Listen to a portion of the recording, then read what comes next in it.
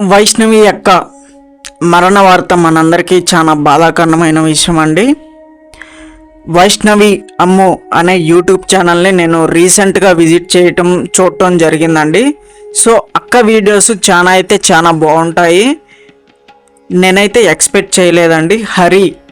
హరి అంటే వైష్ణవి వాళ్ళ భర్త అండి.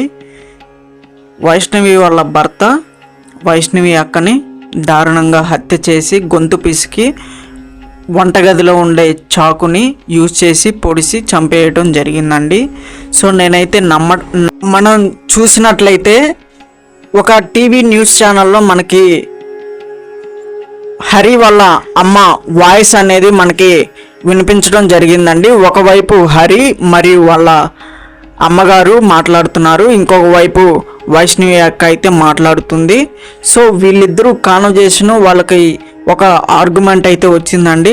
ఆర్గ్యుమెంట్ ఏంటి అంటే వైష్ణవి అక్క హరి వాళ్ళ అమ్మ వాళ్ళ ఇంట్లోకి వెళ్ళి రింగ్ అనేది దొంగతనంగా చేసింది అని చెప్పి హరి వాళ్ళ అమ్మ అయితే ఆరోపణ అయితే చేస్తుంది. బట్ వైష్ణవి అక్క మాత్రం ఇది నిజం కాదు అని చెప్పి చెప్పటం జరుగుతుంది. సో హరి వాళ్ళ అమ్మ హరి ఇద్దరు కూడా వల్గర్గా అయితే బిహేవ్ చేయటం, వల్గర్గా అయితే మాట్లాడటం జరిగిందండి.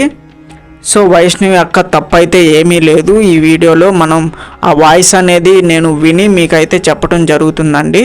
సో ఇక్కడ ఒక రింగు గురించి ఆర్గ్యుమెంట్ అయితే జరిగింది. మరుసటి రోజు తెల్లారి అయితే హరి వైష్ణవి అక్కని దారుణంగా హత్య చేసి గొంతు పిసికి చంపివేయటం జరిగింది.